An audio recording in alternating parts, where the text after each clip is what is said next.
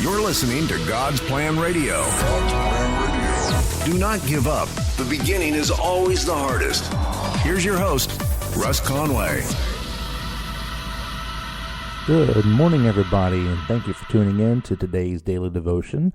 This is our Wednesday devotion, and I do apologize for not having your Monday and Tuesday podcast out there. I'm in the process of trying to get settled into my new studio, temporary studio right now. I'm actually broadcasting out of the my parents' house right now, so I moved back in with them until I can find some more permanent residence. Due to some issues I've had with my old house, I can no longer stay there. I'm having to move on, which is a good thing because I'm ready to move on. I'm ready to get into a new studio, a new place of my own, and not have to worry about staying at the old place.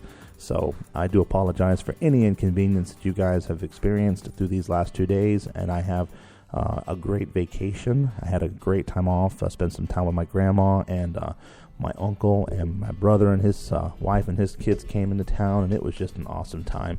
I even got to spend some time with my son for the whole week as well, too, so that's always a blessing.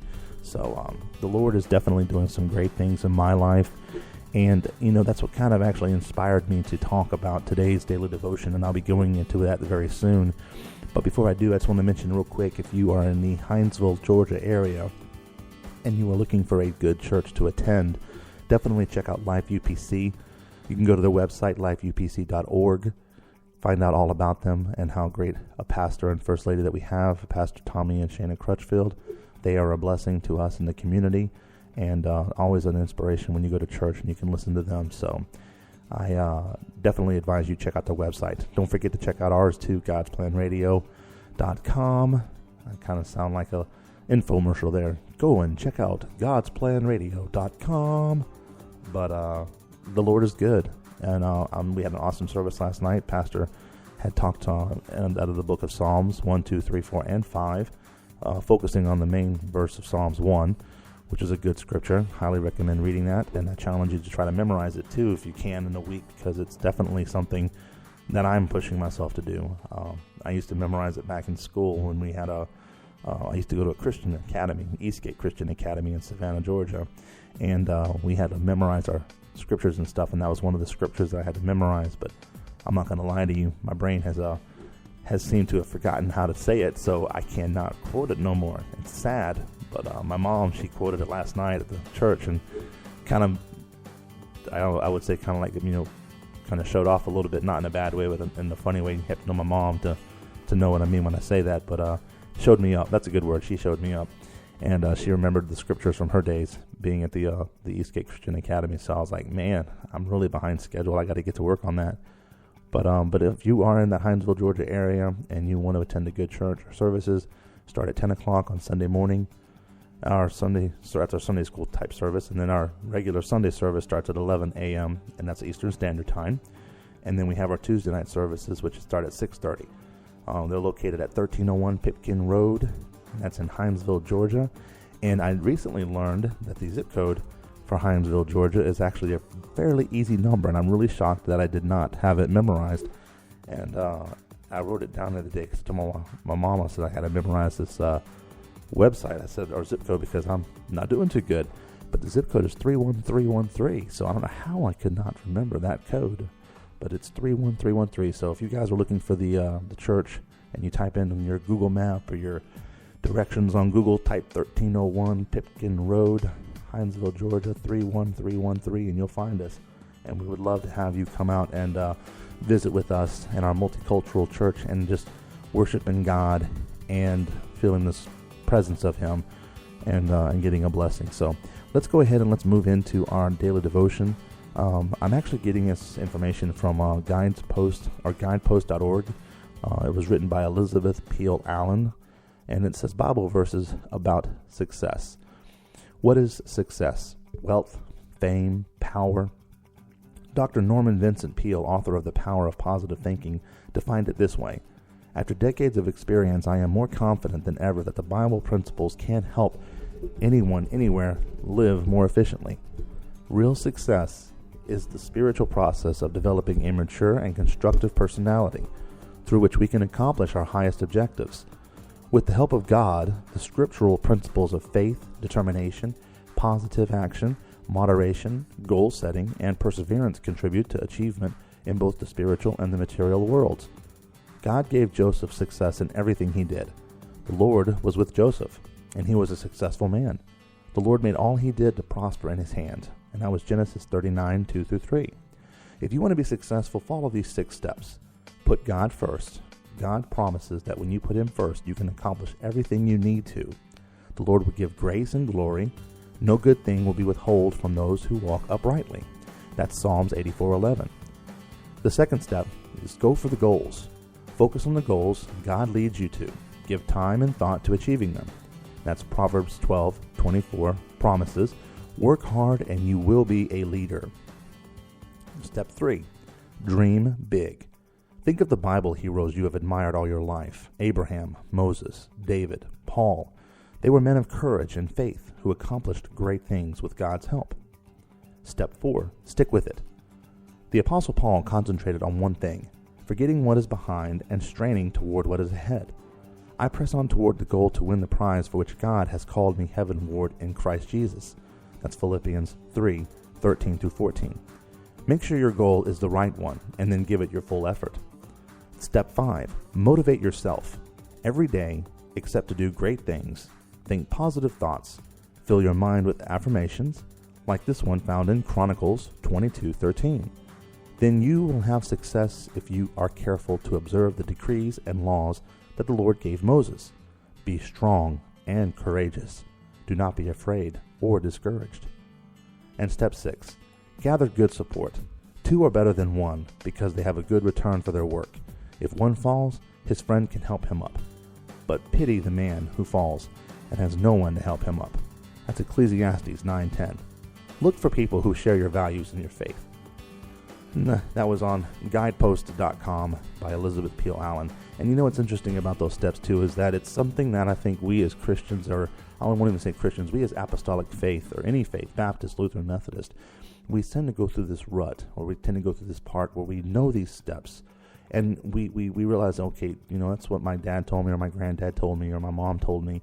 And do we really implement these steps in our life? Because they're just simple steps. Put God first. We wake up every morning, we know that. And then go for the goals. Set yourself a goal and go for it and work hard to do it. Dream big. Stick with it. Motivate yourself. Gather good support.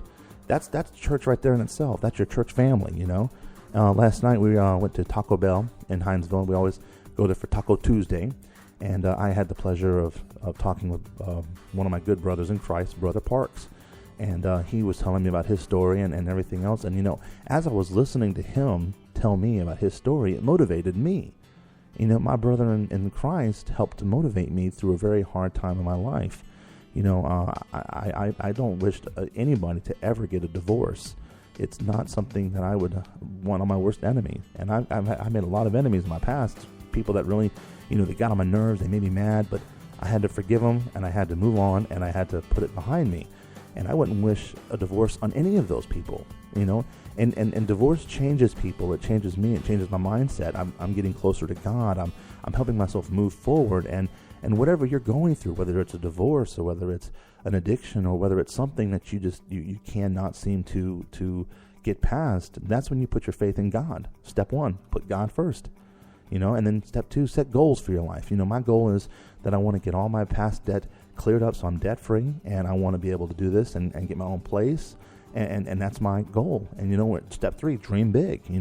I want to be used in the ministry. I want to be used by God, and I would love to have a Proverbs 31 wife to go along with that, and I believe that the Lord will bless me for that.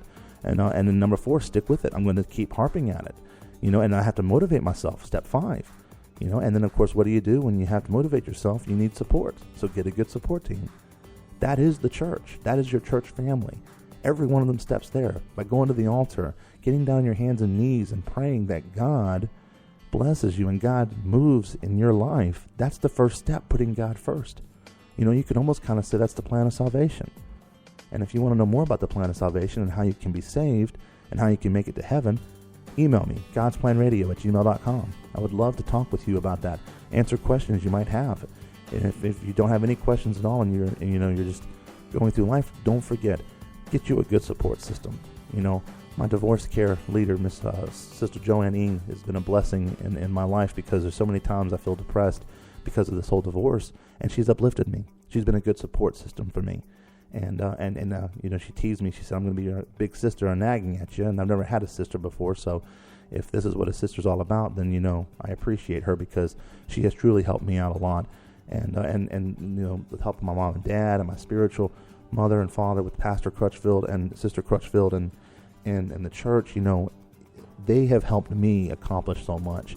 And then I want to tell you right now, you need to get you a good support system.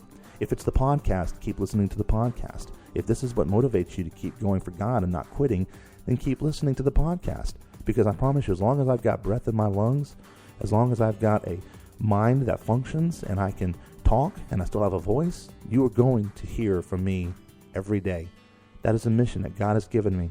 And I apologize I wasn't able to get for you on Monday and Tuesday, but unfortunately that was beyond my control. But now that I've got the podcast set up, we're going back into this process again.